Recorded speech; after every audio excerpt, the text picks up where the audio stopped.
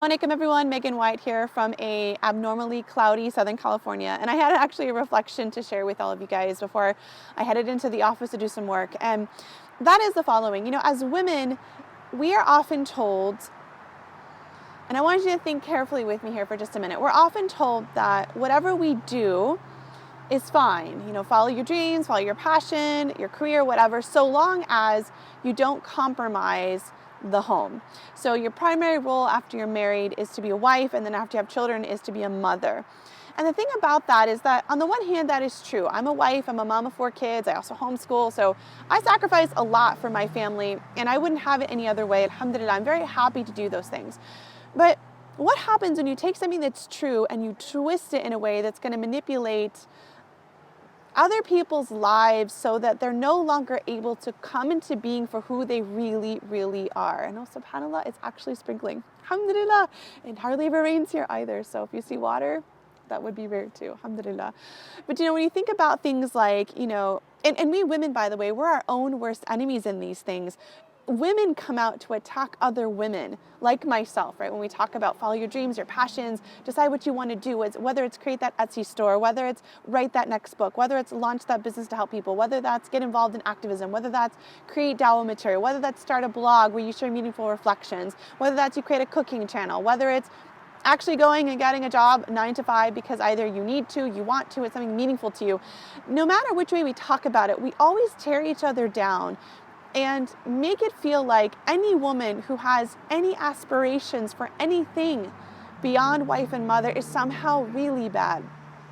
But as someone who's been working with women now for almost 8 years, specifically though when I'm talking about wives, since Wives of Jannah was started, all across the board, I can say that one of the things that consistently comes up over and over again, which is harming relationships, is the fact that the wife herself does not have any meaningful outlets for her. Yes, she has social gatherings, and yeah, they have family come over and things like that. But when it comes to activities that expand her horizons, really enriches her soul, brings her to life, she doesn't have that space.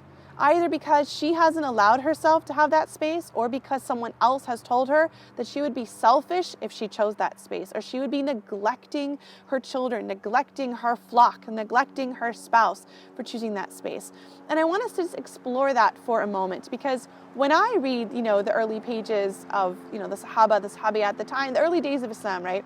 I see a group of dynamic women. I see women who are masters of things all across the spectrum. Now, granted, they didn't have universities back then, and they didn't have offices and buildings like I'm about to go into and cubicles and things like that. They didn't have those things back then. All of your learning was hands-on. You would master something by being directly with someone. The needs of the community and their lives were very, very different. So it's very difficult to compare ourselves. But even if we did, even if we compared ourselves to people who lived over 1,000+ years ago, you would still find women that are so dynamic in so many fields, whether it was medicine, whether it's poetry, which is the equivalent of every field you can think of in literature and language arts today, right? Yes, also in raising their children and all of these things, but we have all these women, hundreds and hundreds of them, who are hadith scholars, and even more women who memorized the Quran and taught it.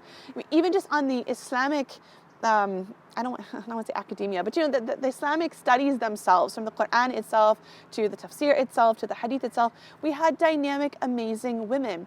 And there is no suggestion that any of these women neglected other people, or were bad wives, or bad mothers, or bad daughters, or bad community women, simply because they chose to spend time mastering something meaningful for them.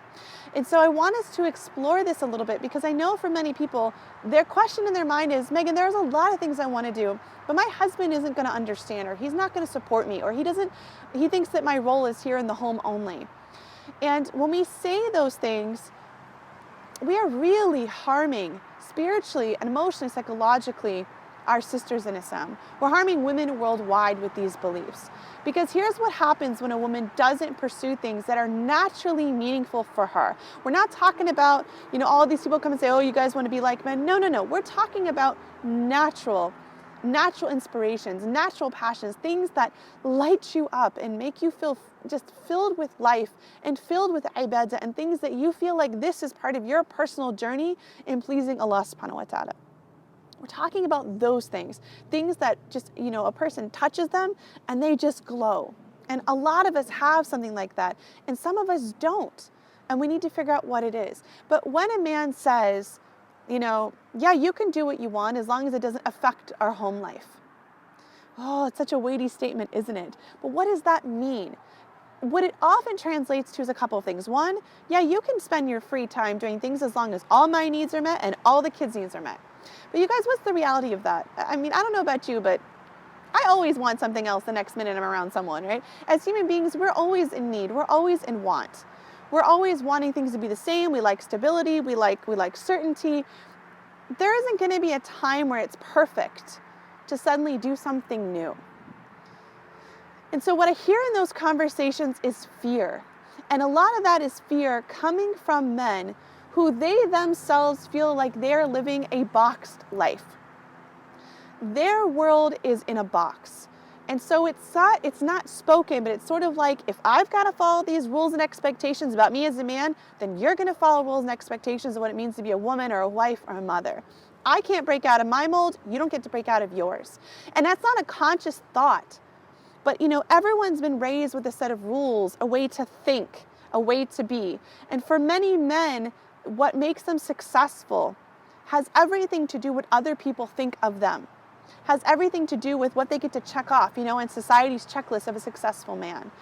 If you were to ask some of these men, deep down, are you really happy? Are you doing things that are meaningful to you? Are you following things in your life that are meaningful, that light you up, that bring your soul alive? The answer for many of them is no. They're in survival mode. Maybe from their parents, passed on the need for education, need to get a good job, need to get a good salary so you can provide, so you can have all of these things. So they're providing externally, but they're not living life that's fully passionate and meaningful for them either. And that's okay. It's okay for us to not always be able to do everything we want. That's okay, that's life. But it's not okay to close it off from someone else when the option is there. It's not okay to smash someone else's dreams and decide that it's not important simply because you've smashed your own. It's not okay to tell a woman that if she's to take time away from the family's going to fall apart. These kinds of things are manipulative and they're painful, and women carry these, they carry them deeply.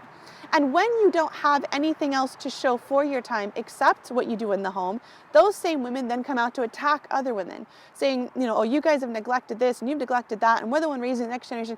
And it's just really ugly, you guys. But there is a better way, and that is for each person to first ask themselves, what is it that they need to be satisfied? Because there isn't one rule for everyone. For some people, how they raise their children is the greatest fulfillment for them of what it is they want to do. But we can't make one person's fulfillment a rule for everyone else's. So the fact that maybe I am an entrepreneur and I'm creating businesses and things like that, that's exciting for me. That doesn't need to be exciting for everybody. What matters is you find for you what is it lights you up. But let's come back to the spouse. What do you do if your husband doesn't support you? He doesn't give you that extra time and say, yeah, go on, I got the kids, or yeah, no problem, dinner's on me this time. What happens if he's a person that has rigid rules for his life and you have to follow them? How can you approach the situation? First step I always begin is to come into a place of compassion. Understand that if you have a spouse that doesn't know how to make space for your dreams, it's because he likely doesn't know how to make space for his own. He doesn't know how to make space for things that are really meaningful for him. And he feels like he's living in a box, and so his whole world is in a box. It's not personal to you. He'd be like this with anyone, anybody that it would have an impact on him, he's going to have the same response. So first understand that you're looking at a type of programming that's not about smashing your dreams. It's about smashing everything except for what someone told him he had to do.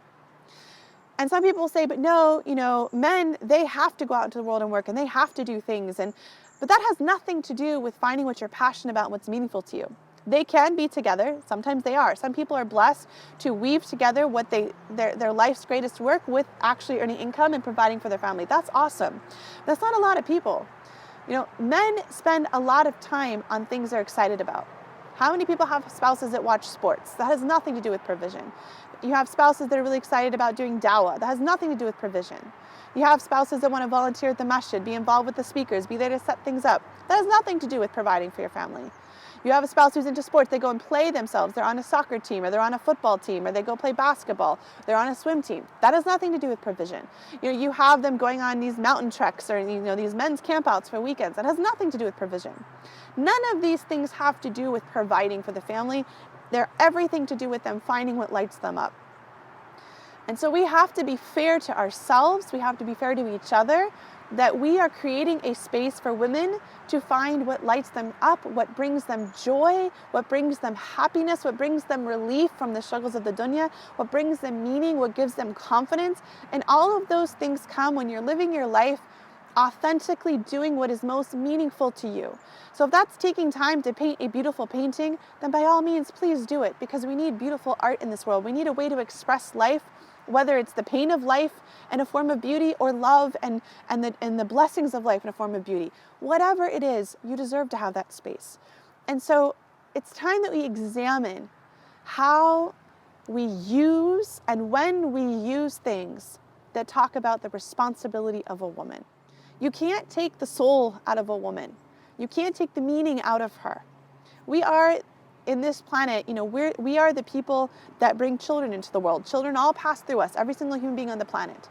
We sacrifice, love and sacrifice. That is something we know how to do. It's programmed into us. We don't need to be reminded to sacrifice. We don't need to be told about our duties. What we need is the permission to find ourselves, because when everyone has their priorities in line, they naturally will give even more to the people around them, because they are happy and they are fulfilled. When you find what it is that Allah made just you for, what is that gift you have to offer? Yes, to your family first, and then to the rest of the world. Yes, to family first, and then to the rest of the world. You won't have to struggle in your relationships. You'll have the energy for your kids. You'll have the creativity to be there. You'll be fully present when you're with them. You'll be fully present with your spouse, because you've had time to be fully present between you and Allah in doing what is meaningful to you. So I'd love to get your feedback and just your thoughts from that. This is not scripted, so I'm sure someone's going to find some sentence in something I said and pull it apart. It'll have to be explained, but I'm okay with that, because I really wanted to share just where my heart was at this morning, just thinking about the obstacles that women specifically have to overcome whenever we talk about finding passion, finding a dream, doing something meaningful. So I look forward to hearing your feedback. Assalamu alaikum.